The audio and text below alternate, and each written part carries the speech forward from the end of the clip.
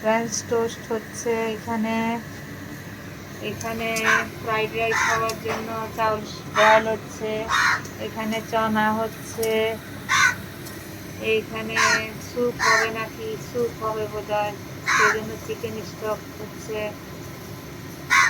Fried rice, chicken stock হচ্ছে fried রাইসের জন্য। এখানে চাউল বয়েল হচ্ছে ফ্রাইড রাইস।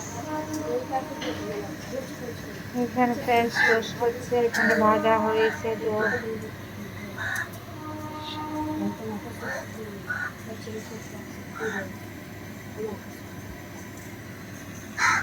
রান্নাঘর ভরা সবজি, সব কিছুতে কি কি আইটেম হবে জানি না। এত আইটেম রোজ ইত্যাদিতে 10-12 আইটেম হয়েই যায়।